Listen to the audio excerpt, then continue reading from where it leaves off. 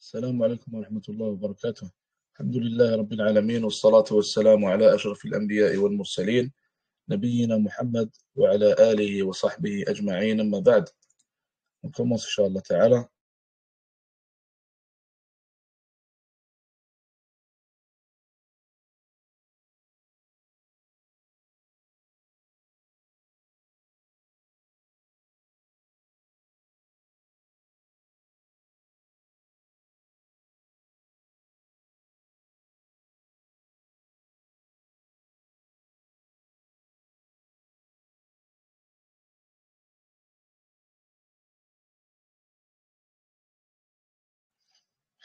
Donc, chapitre 11, l'obligation de croire à la mort et tout ce qui vient après. Cheikh Abdelaziz Tarif, Fakallahu Asrah, il a dit, la mort est une réalité. Allah Azza wa Jal dit à propos de la mort, Kullu man alayha fan, wa yabqa wajhu rabbika dhul jalali wal ikram. Allah Azza wa Jal a dit, tout ce qui est sur elle, voulant dire sur la terre, tout ce qui est sur elle doit disparaître. Seule subsistera la face de ton Seigneur, plein de majesté et de noblesse. D'ailleurs, subhanallah, ce verset est un verset important, car il y a une compréhension reliée à la science des attributs et des noms d'Allah Azza wa Jal à tirer de ce verset-là. Lorsqu'Allah subhanahu wa ta'ala, il dit « Kullu man alayha fan » tout ce qui est sur elle, sur la terre, doit disparaître, sauf la face de ton Seigneur. Est-ce que ça veut dire que toutes les autres choses, autres que la face d'Allah Azza wa Jal, vont disparaître? Est-ce que de ce verset, on comprend que toute autre chose que la face d'Allah Azza wa Jal disparaîtra? Ou alors est-ce qu'il y a d'autres choses qui vont rester, autres que la face d'Allah subhanahu wa ta'ala?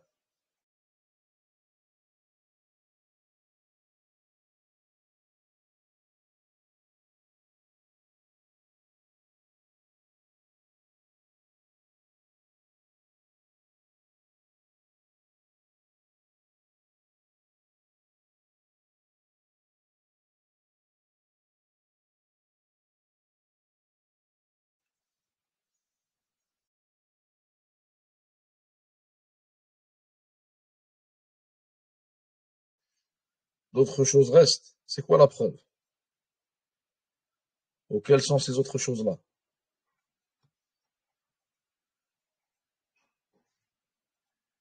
Quelle est la preuve ou alors quelles sont ces autres choses? Allah Azza wa Jal va faire en sorte qu'il y aura d'autres choses qui vont rester. Donc ce verset-là n'est pas à prendre de son apparent de manière complète. Exactement. Par exemple, le paradis et l'enfer. Mathalan. Allah Azza wa Jal va faire en sorte qu'il y a des choses qui vont rester. Donc le verset n'est pas à prendre de manière complètement apparente. Et comme on l'a cité dans les cours précédents, comme Shafi'i rahmatullah alayhi il a dit, on peut sortir un verset de son apparent s'il y a un verset ou alors un hadith qui nous pousse à faire cela. Donc s'il y a une preuve qui nous pousse à faire sortir le verset de son apparent, alors nous faisons cela. Quelle est notre preuve dans ce cas-là? Les différents hadiths qui mentionnent différentes choses qui ne vont pas disparaître, tel le paradis et tel l'enfer.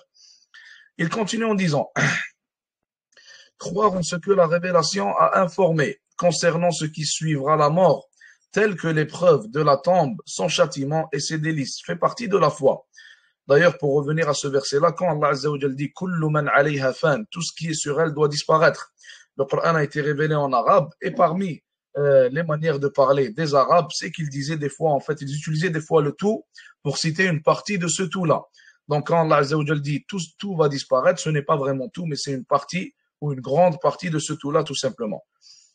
Donc, Cheikh Tarif, il dit ici croire en ce que la révélation a informé. Donc, il faut, le musulman se doit de croire en toutes les choses qui sont reliées à ce qui vient après la mort. Donc, tout ce qui a été rapporté dans le Coran, tout ce qui a été rapporté dans les hadiths qui parlent des événements qui viennent après la mort de la personne, donc dans la akhira, tout musulman se doit d'y croire et se doit d'avoir la certitude que toutes ces choses-là sont vraies et qu'il les verra, incha'Allah ta'ala, après sa mort.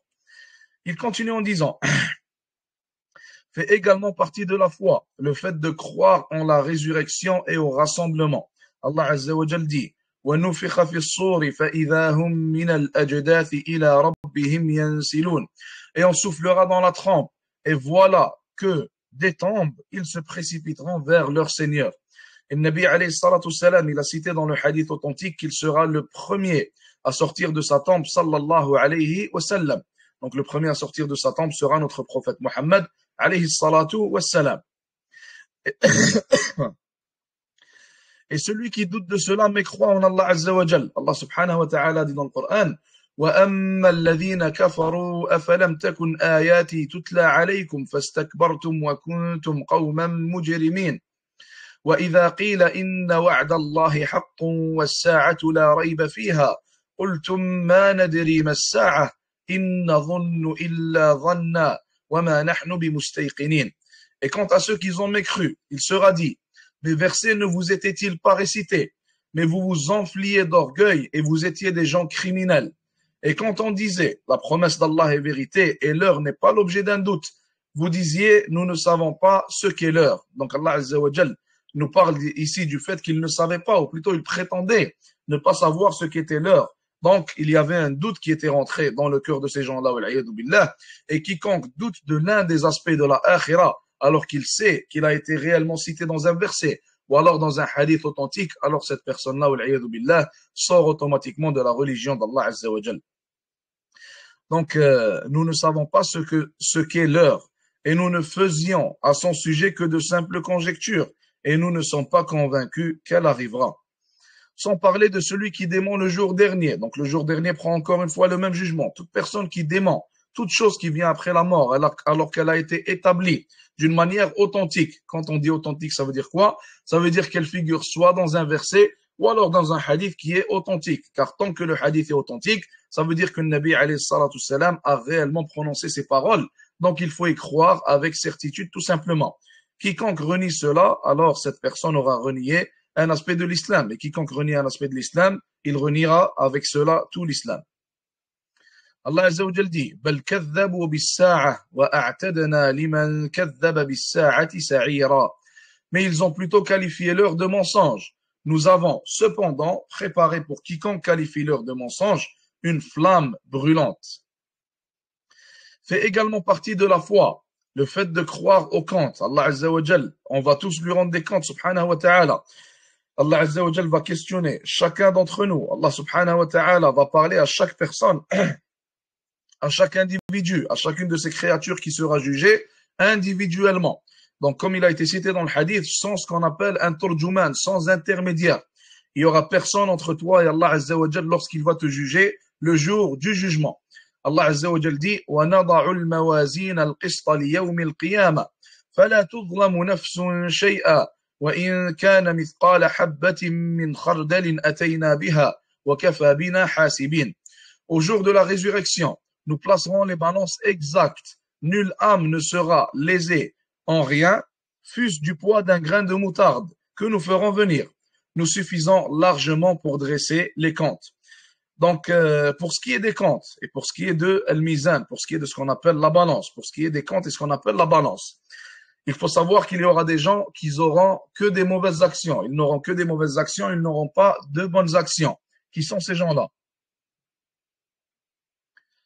Il y aura des gens qui n'auront que des mauvaises actions, sans aucune bonne action. Qui sont ces gens-là?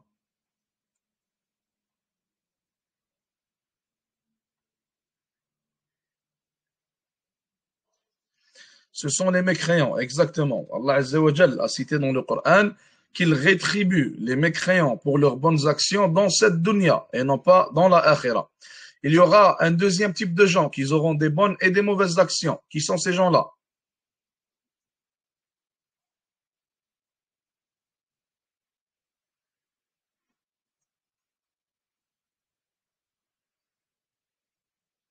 Les musulmans. Il y aura un troisième type de gens qui n'auront que des bonnes actions. Qui sont ces gens-là?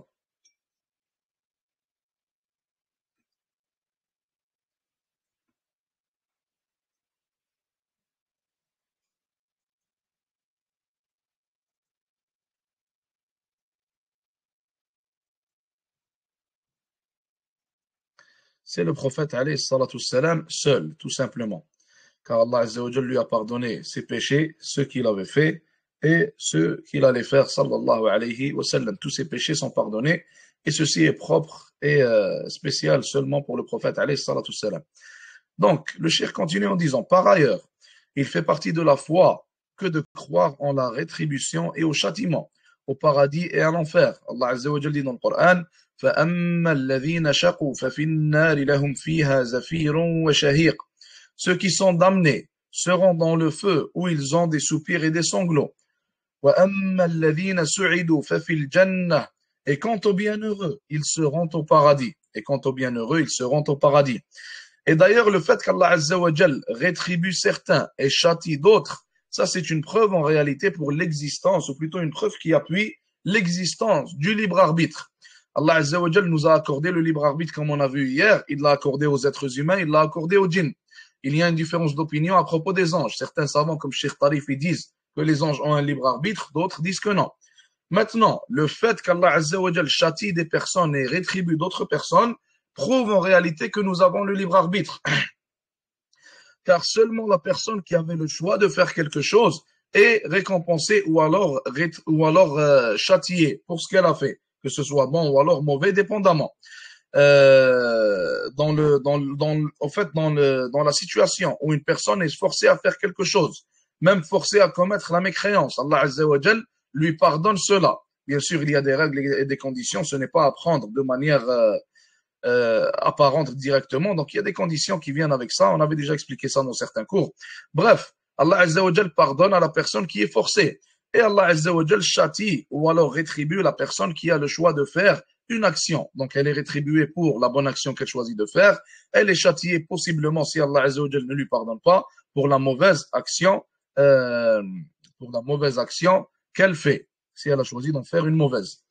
Est-ce que Isa alayhi salam n'a pas fait de péché? Allah ta'ala a'lam, je ne sais pas. Allahu a'lam. Si tu as, Inch'Allah, une source qui dit cela, envoie, Inch'Allah, dans le groupe et on pourra en parler. Donc, Cheikh Tarifi continue en disant, ainsi, les mécréants seront en enfer et les croyants au paradis, comme Allah Azza wa Jalla dit. فَأَمَّا الَّذِينَ كَفَرُوا فَأُعَذِّبُهُمْ عَذَابًا شَدِيدًا فِي الدُّنْيَا وَالْآخِرَةِ وَمَا لَهُم مِّن نَّاصِرِينَ وَأَمَّا الَّذِينَ آمَنُوا وَعَمِلُوا الصَّالِحَاتِ فَيُوَفِّيهِمْ أُجُورَهُمْ وَاللَّهُ لَا يُحِبُّ الظَّالِمِينَ. Quant à ceux qui ont mécru, je les châtierai d'un dur châtiment, ici-bas tout comme dans l'au-delà. Et pour eux, pas de secoureur. Et quant à ceux qui ont cru et fait de bonnes œuvres, il leur donnera leur récompense et Allah n'aime pas les injustes. Allah Azza wa Jal dit dans un autre verset, Inna Allah la yaghfiru an yushraka bih. Certes, Allah ne pardonne pas qu'on lui associe quoi que ce soit. Wa yaghfiru ma duna dhalika liman yasha. Et il pardonne autre que cela à qui il désire. Ça veut dire que quiconque meurt sur l'association, sur le shirk majeur, l'association majeure, alors cette personne-là quittera l'islam, bien sûr, et aussi restera éternellement en enfer sans jamais en sortir. Donc la règle à garder en tête, la règle qu'on tire de la parole du cheikh, et avant tout du verset où Allah Azza wa Jalla l'a cité, c'est que les personnes qui meurent sur la mécréance resteront éternellement en enfer et n'en sortiront jamais. Et les personnes qui meurent sur l'islam, certains d'entre eux iront directement au paradis sans passer par l'enfer, qu'Allah Azza wa Jalla fasse qu'on en fasse partie. D'autres passeront par l'enfer et finiront par aller au paradis. Donc ils passeront un séjour en enfer et finiront par aller au paradis. Sauf qu'il faut garder en tête que les croyants, les muwahhidines, les musulmans, ne resteront jamais éternellement en enfer, tout simplement. Et d'ailleurs, subhanallah, il faut savoir que cet aspect-là de notre religion, il y a quelques années, une vingtaine, trentaine d'années, il était très clair. Tout le monde le comprenait. Il n'y avait pas de débat là-dessus. Maintenant, avec le complexe d'infériorité que certains ont, que certains musulmans ont, ils veulent faire croire aux gens en réalité que les gens du livre, les chrétiens, les juifs, ils vont aller au paradis, ou alors les athées qui font le bien, ils vont aller au paradis. Mais comme un certain cheikh, subhanallah, l'avait cité, même si une personne fait toutes les bonnes actions possibles, même si elle construit des hôpitaux dans toute la terre, même si elle construit des masajid, des mosquées dans toute la terre, tant qu'elle ne satisfait pas au droit d'Allah Azza wa Jal qui est le tawhid, alors elle ne verra jamais le paradis et elle ne sortira jamais de l'enfer, tout simplement. Et ça, c'est par ijma', donc c'est établi dans le Coran, c'est établi dans la sunna du prophète sallallahu alayhi wa sallam, c'est établi par le consensus de la Ummah, et la Ummah n'a jamais eu de débat à ce propos. À part au jour d'aujourd'hui, lorsque ces déviants, ces libéraux sont arrivés, ils veulent plaire aux kuffars, bien sûr, comme à leur habitude, complexe d'infériorité. Donc, ils commencent à changer le din et à changer certains aspects fondamentaux de la religion d'Allah Azza wa Jal pour plaire à un tel ou alors un tel. Alors que normalement, ils devraient chercher à plaire à Allah Azza wa Jal. Cheikh Tarifi continue en disant, en outre, il est obligatoire de croire à tout ce qui est avéré dans les textes religieux concernant la vie dernière, ce qui inclut le pan, la balance, le fleuve et les registres des actes bons ou mauvais. Donc ici, le cheikh, il a cité de manière très brève ce qui va arriver après la mort, donc de manière très très brève. Dans d'autres cours, on a cité ça plus en détail, donc dans certains livres où les mashayikh qui les ont écrits sont rentrés plus en détail. Donc celui qui veut plus de détails à ce propos pourra y revenir, incha'Allah ta'ala. Ce n'est pas du kufr de dire quoi?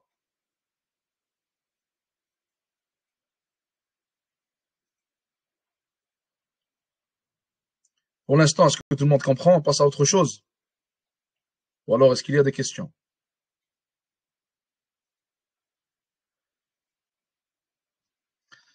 Que les gens du livre iront au paradis. Donc, dire que les gens du livre ne sont pas des mécréants, ça fait sortir une personne de l'islam, bien sûr. Et c'est là où la règle "Man lam yukaffir al-kafira fahuwa kafir" s'applique de manière très claire. C'est dans ce cas-là. Il n'y a pas de questions, on passe au chapitre 12, Inch'Allah. Donc, Cheikh Tarif, il dit, chapitre 12, la nécessité de s'affilier au groupe des musulmans et d'obéir à leur gouverneur. Donc ici, on a deux choses desquelles il va parler. S'affilier premièrement au groupe des musulmans et d'obéir à leur gouverneur deuxièmement. Donc, il dit ici, s'accrocher au groupe des musulmans est obligatoire. Or, il n'existe pas de groupe sans chef. C'est donc par obéissance à Allah Azza wa Jal qu'on obéit au chef musulman. Donc, premièrement, la première des choses qu'il faut comprendre, pourquoi est-ce que le Nabi alayhi salatu salam nous a poussé dans plusieurs hadiths et Allah Azza wa Jal nous a ordonné à s'affilier au groupe des musulmans et à ne pas s'en séparer, tout simplement car si les musulmans commencent à se séparer, comme il est le cas à notre époque, alors ils deviendront une bouchée facile à manger pour les ennemis. Et c'est exactement ça qui est en train d'arriver au jour d'aujourd'hui. Si on était tous liés en tant que musulmans et on était tous affiliés, et on était tous un groupe et on agissait tous comme une seule et même umma, alors penseriez-vous vraiment que l'ennemi aurait pu prendre, ou plutôt aurait pu combattre les gens de Gaza seuls sans que personne n'agisse et ne les défende? La réponse, bien sûr, c'est non. Mais le fait qu'on ne soit pas unis et qu'on ne soit pas affiliés à un seul groupe et qu'on n'applique pas la fraternité qu'Allah Azza wa Jal nous a ordonné de pratiquer, ça fait en sorte, bien sûr, qu'on devienne une bouchée facile et un ennemi facile à manger. Et d'ailleurs, la parole connue que vous avez tous déjà entendue, diviser pour mieux régner. Donc ils le font et ce n'est pas pour rien qu'ils le font. Avec leur expérience, ils ont compris que s'ils divisent, ils vont mieux régner et ça va être plus facile pour eux.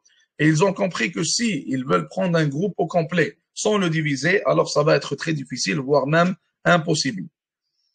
Donc Allah Azza wa Jalla dit dans le Coran, Ya ayyuhalladhina amanu ati'u Allah wa ati'u ar-rasula wa ulil amri minkum. Allah Azza wa Jalla dit, ô les croyants, obéissez à Allah et obéissez aux messagers et à ceux d'entre vous qui détiennent le commandement. Allah Azza wa Jalla dit, ati'u Allah, obéissez à Allah. Et il a dit, ati'u ar-rasul, et obéissez aux messagers. Et après, Allah subhanahu wa ta'ala n'a pas dit, wa ati'u ulil amri minkum. Allah Azza wa Jalla n'a pas dit, et obéissez à ceux qui détiennent le commandement parmi vous. Pourquoi est-ce qu'Allah Azza wa Jalla n'a pas dit cela? Pourquoi est-ce qu'Allah subhanahu wa ta'ala n'a pas dit cela? Qui me rappelle ça?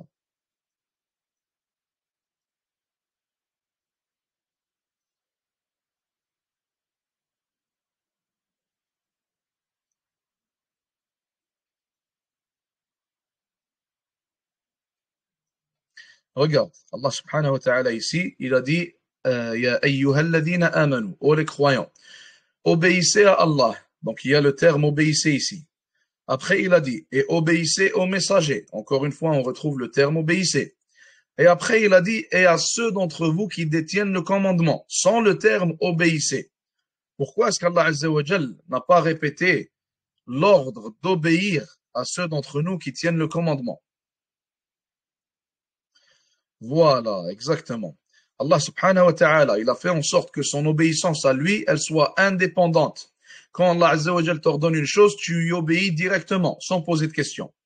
L'obéissance à son prophète, alayhi salatu salam, est elle aussi indépendante. S'il t'ordonne quelque chose, tu y obéis sans poser aucune question. Mais l'obéissance à ceux d'entre nous qui détiennent le commandement, elle est dépendante. Et elle dépend de leur obéissance à Allah et leur obéissance à son messager, alayhi salatu wassalam. Ça veut dire s'il nous ordonne une obéissance à Allah azza wa jal, donc une bonne action, alors on est obligé d'obéir. Et s'il nous ordonne une chose qui va à l'encontre de l'obéissance à Allah ou à son messager, alayhi salatu wassalam, alors nous sommes obligés de désobéir. Si le hakim, le gouverneur t'oblige mathalan à faire la prière à la mosquée, tu es obligé de lui obéir et de faire ce qu'il t'a dit. Si le gouverneur t'oblige mathalan de délaisser la prière, tu es obligé de lui désobéir et de ne pas faire ce qu'il t'a dit, tout simplement. Donc, le cheikh dit ici, sa parole, ceux d'entre vous indiquent qu'ils sont parmi les musulmans. Une autre chose importante à tirer de ce verset-là, comme les savants le disent, et à ceux d'entre vous qui détiennent le commandement. Allah Azza wa Jalla a dit, wa ulil amri minkum, et ceux d'entre vous qui détiennent le commandement. Ça veut dire, si une personne détient le commandement sur les musulmans, mais il n'en fait pas partie, donc il n'est pas musulman, alors son commandement est invalide et les musulmans n'ont pas à lui obéir tout simplement. Car un kafir ne peut pas être gouverneur sur un musulman tout simplement. Et là, on parle dans les pays musulmans et non pas dans les pays occidentaux. Donc, le cheikh explique ici en disant, en effet, l'imama c'est quoi? L'imama c'est quoi? L'imama c'est le fait qu'une personne soit un imam. Donc un imam ce n'est pas seulement le fait d'être un guide à la mosquée ou quoi que ce soit, mais c'est aussi le fait d'être un gouverneur, d'être maintenant un ministre, etc. Tout ça c'est ce qu'on appelle l'imama. Et l'imama se divise en deux. Il faut savoir que l'imama se divise en deux. On a l'imamatul uzma, on a la gouvernance entre parenthèses suprême et ça c'est celle du calife. C'est la position du calife des musulmans, parce qu'il n'y a personne au-dessus de lui, si ce n'est Allah subhanahu wa ta'ala. Et on a l'imamatu sughra, on a la petite imama, si on peut appeler ça comme ça, l'imama mineur, et ça c'est le fait d'être maintenant un imam à la mosquée, ou alors un ministre, ou gouverneur d'une province parmi les provinces des musulmans, etc. Donc, la imama d'un mécréant n'est pas valable, tout comme le fait de lui prêter allégeance. Au demeurant, obéir à un gouverneur mécréant n'est pas obligatoire, sauf pour ce qui relève de l'intérêt général et non de l'intérêt propre du gouverneur.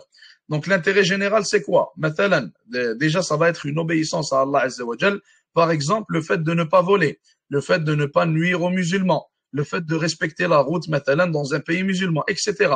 Même si, par exemple, il y a un mécréant qui gouverne ce pays-là, tu dois respecter ce genre de loi pour ne pas nuire aux musulmans qu'il y a autour de toi.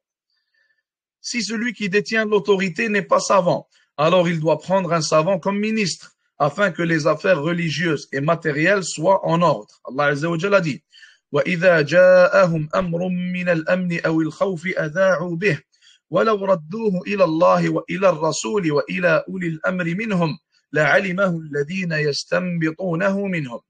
Quand leur parvient une nouvelle rassurante ou alarmante, ils la diffusent. S'ils la rapportaient aux messagers et aux détenteurs du commandement parmi eux, ceux d'entre eux qui déduisent auraient appris la vérité. En réalité, subhanallah, le cheikh nous parle du fait que le gouverneur se doit d'avoir un savant avec lui, alors qu'auparavant, il n'y avait pas ce besoin-là. Pourquoi est-ce qu'il n'y avait pas ce besoin-là? Car auparavant, la gouvernance et les savants étaient en réalité une seule et même chose. Le gouverneur ne pouvait être autre qu'un savant auparavant. Et d'ailleurs, lorsqu'on ouvre les livres, mathalan, comme le livre Al-Ahkam al-Sultaniya, l'Ahkam al-Sultaniya, Inch'Allah Ta'ala, on va faire des parties de ce livre-là un jour, car ce livre-là, il parle de la gouvernance et il parle très en détail de celle-ci. Donc, mathalan, comme dans ce livre-là, il te cite les conditions pour que le gouverneur soit considéré comme un gouverneur valide et les conditions qui font en sorte, ou plutôt les conditions recommandées ou les qualités recommandées qu'on doit retrouver chez un gouverneur. Et parmi les qualités, il y a le fait qu'il doit être un savant mujtahid, un savant capable de faire des efforts d'interprétation. Et ça, bien sûr, c'est un très haut niveau de savoir. Donc, en réalité, auparavant, les gouverneurs étaient les savants eux-mêmes. Donc, ça ne se divisait pas. Sauf qu'à une certaine époque, il y a eu cette division qui est arrivée. Donc, les gouverneurs sont devenus une chose et les savants sont devenus une autre chose. Et bien sûr, lorsqu'il y a cette division, il faut savoir que l'état de la Ummah devient réellement en danger. Parce que vous le voyez aujourd'hui, quand il y a une personne qui n'a aucun savoir et qui vient seulement pour le trône, alors habituellement, tu vas voir qu'il est seulement là pour l'argent. C'est très rare de voir une personne qui est là sincèrement pour la religion d'Allah Azza wa Jal, pour la défendre, alors qu'il n'a aucun savoir. Habituellement, il est là pour l'argent, il est là pour le pouvoir, pour le trône, comme on le voit aujourd'hui, Wallah al-Musta'an. Mais si il y a un savant qui vient en place, alors habituellement, il va être là pour le din. Et même si, maintenant, juste un exemple, je vous dis pas que ça va arriver, mais même si maintenant un jour il y a un savant qui va être injuste, qui va prendre le pouvoir, il faut savoir qu'il va être beaucoup moins injuste qu'une personne qui n'a rien à voir avec la religion d'Allah subhanahu wa ta'ala, tout simplement. Le cheikh continue en disant, et seule une personne savante est capable de déduire. Donc il explique le verset ici où Allah Azza wa Jal dit, ceux d'entre eux qui déduisent. De plus, il est interdit de se rebeller contre lui ou de contester son autorité. S'il est injuste, on patiente sur cette injustice tant qu'il ne commet pas un acte de mécréance évident, ou plutôt évidente. Donc, ce qu'il faut savoir, c'est que le cheikh nous parle ici du musulman, du hakim, du gouverneur musulman, et non pas du mécréant. Car il y a quelques lignes, il nous a expliqué que le mécréant ne peut pas gouverner des musulmans en réalité. Donc, le hakim, le gouverneur musulman, s'il est injuste, alors on ne lui désobéit pas. Et s'il est juste, bien sûr, on ne lui désobéit pas non plus. Et il faut savoir que par consensus, il n'est pas permis de désobéir ou alors de se rebeller contre le musulman, le gouverneur musulman juste. Et pour ce qui est du gouverneur musulman injuste, il y a une certaine différence d'opinion là-dessus. Il y a une certaine différence d'opinion là-dessus. Wallahu a'lam. Le cheikh continue en disant, il est en effet rapporté que Salama radiyallahu ta'ala anha rapporte que le prophète alayhi salatu wassalam a dit, on va certes vous désigner des chefs dont vous allez apprécier certaines choses et en réprouver d'autres. Celui qui détestera leurs injustices sera dédouané et celui qui contestera sera à l'abri. Cependant, celui qui agrée essuie. Il dira alors, ô messager d'Allah, ne les combattrons-nous pas? Non, répondit-il, pas tant qu'il prie. Quand le Nabi alayhi salatu wassalam nous parle de la prière ici, est-ce que ça parle seulement de la prière? Est-ce que ça veut dire que celui qui ne prie pas, ou plutôt celui qui prie, et il commet 20 autres annulatifs de l'islam, tant qu'il prie, alors il ne faut pas se rebeller contre lui, c'est ça que ça veut dire?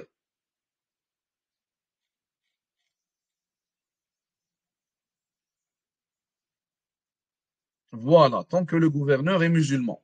Et ça aussi, c'est une manière de parler chez les Arabes. Des fois, ils vont citer une chose, donc une partie d'une chose. Le fait de délaisser la prière, c'est un annulatif de l'islam. Nabi alayhi salatu salam, il a mentionné un seul annulatif pour en réalité parler de tous les annulatifs. Et ça, encore une fois, c'est une méthode que les Arabes utilisent pour parler. Donc, tant qu'il est musulman, ça revient en fait qu'il soit musulman. C'est ça la condition, tant qu'il est musulman. Euh, et ici, subhanallah, remarquez ce que le Nabi alayhi salatu salam, il a dit.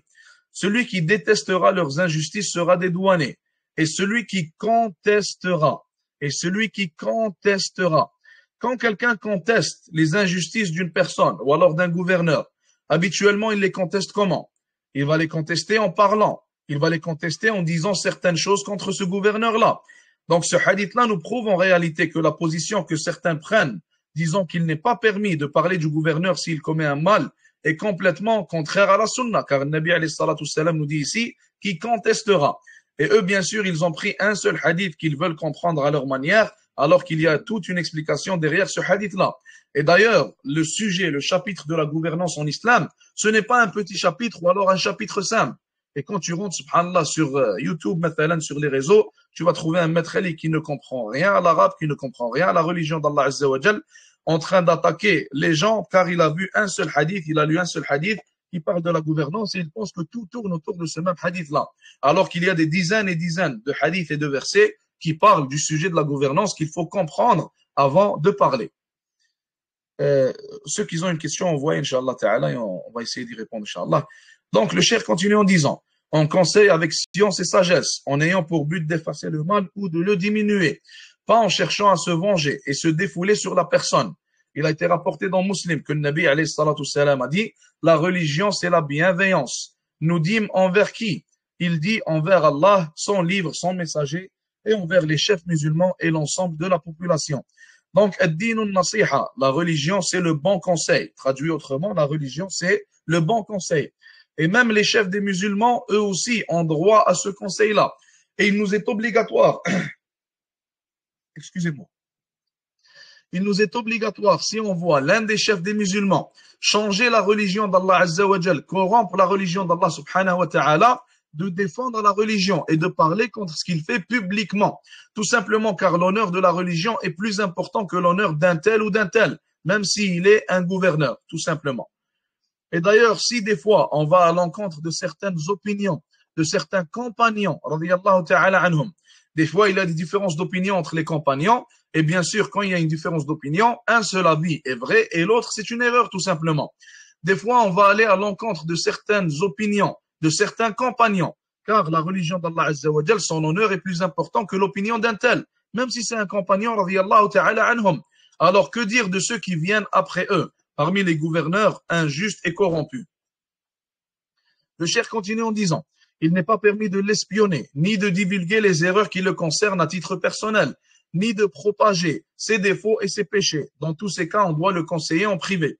Par contre, s'il légifère un acte condamnable aux gens et le propage, et que l'on sait qu'en le conseillant en privé, il reviendra et se réformera, alors cela s'impose. Sinon, on expose cet acte répréhensible à la population, car ceux-ci entrent dans l'obligation de les conseiller et constituent un devoir religieux et un droit qu'ils possèdent, et ce, afin que la religion ne soit pas falsifiée. Ceci fait donc partie de la bienveillance envers Allah, son livre, son messager et au chef des musulmans ainsi qu'à la population. Or, tout cela prévaut sur le droit de n'importe qui d'autre. Donc, il faut savoir que les péchés du gouverneur sont de deux types. Il faut savoir que les péchés que commet le gouverneur sont de deux types. On a premièrement des péchés qui le concernent individuellement, donc qui concernent son individu à lui. Comme par exemple le fait de, qu'Allah nous préserve, de faire la fornication, le fait de boire de l'alcool, le fait de fumer par exemple, le fait de mentir, etc. C'est des péchés qui le concernent à titre personnel. Dans ce cas-là, est-ce qu'on a le droit de sortir et commencer à l'exposer devant les gens et à en parler de manière publique? La réponse est non. La réponse est non. Et on agit avec lui de la même manière qu'on agit avec tout autre musulman. Tout comme on n'a pas le droit d'exposer un musulman, d'exposer les péchés qu'un musulman fait, on n'a pas le droit non plus d'exposer les péchés à titre individuel que commet le gouverneur.